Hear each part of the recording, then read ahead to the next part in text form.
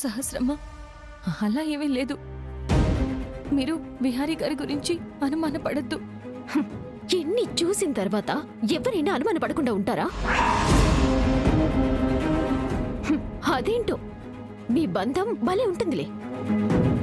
ఏంటో ఆకస్మికంగా నువ్వు కనపడకుండా పోతావు. నువ్వు మాయమవగానే మా బావ కూడా కనపడడు. ఇలా ఇద్దరు 4-5 రోజులు ఎక్కడికి వెళ్తారో తెలీదు. అదేంటో మా బావ ఏమీ తెలియనట్టు ఇంటికి రాగానే వెంటనే నువ్వు కూడా వస్తావు. మేమేమో ఏమీ తెలియని అమాయకుల్లాగా మీ ఇద్దరిని ఆహ్వానించి కళ్ళు మూసుకొని ఉంటామనుకున్నారా?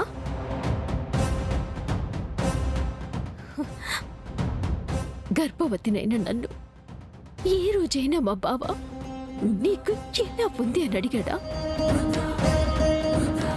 అది నీకు బాలేకపోతే మా బావ, అత్తయ్య, పిన్ని, మా బాబాయ్ అందరూ ఓ హైరాణ పడిపోతారు.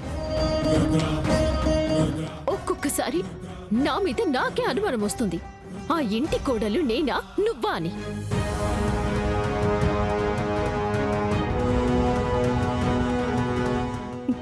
సహస్రమ్మ, మీరు అనుమానించినట్లు విహారీ గారికి నాకు మధ్య ఎలాంటి బంధం కానీ ఇంకేమీ కానీ లేవు. మీరు తప్పుగా అనుకోకండి. ఇన్ని రోజులు నేను చూసి చూడనట్టు ఉన్నందుకే బావ పక్కన నా స్థానం ప్రశ్నార్థకంగా మారిపోయింది. అదే పరిస్థితి వస్తే నేను సహించను.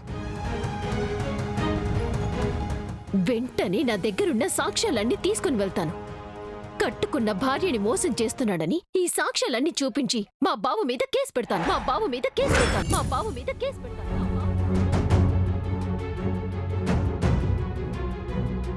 చీటింగ్ కేస్, డొమెస్టిక్ వైలెన్స్, గృహహింస, నీతో ఇల్లీగల్ అఫైర్స్ ఉన్నట్టు కేసు పెట్టి మా బావకి మినిమం యావజ్జీవ కారాగార శిక్ష పడేలా చేస్తా. కారాగార శిక్ష పడేలా చేస్తా. కారాగార శిక్ష పడేలా చేస్తా. వద్దమ్మా, అలా చేయొద్దు. మీకు దండం పెడతాను. నా మీద కోపంతో విహారీ గారిని ఇబ్బంది పెట్టకండి. లేదు, నా మెడలో తాళి కట్టి నీతో క్లోజ్గా ఉంటే నేను చూస్తూ ఊరుకోలేను. సహస్రమ్మ, విహారీ గారికి నేను దూరంగా ఉంటాను. శాశ్వతంగా దూరంగా ఉండాలి. శాశ్వతంగా దూరంగా ఉండాలి. శాశ్వతంగా దూరంగా ఉండాలి.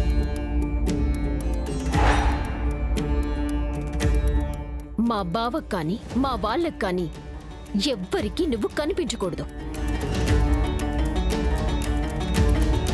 నువ్వు ఎక్కడుంది, ఏమైపోయింది, చిన్న ఆచూకీ కూడా ఎవ్వరికీ తెలియటానికి వీల్లేదు.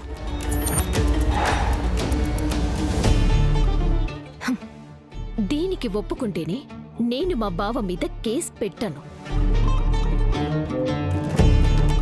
లేకపోతే మాత్రం మా బావని జైల్లో పెట్టించి మరి అందరికీ దూరం చేస్తాను.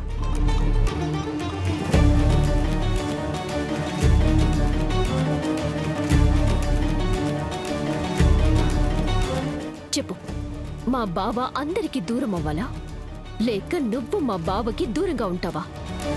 చెప్పు.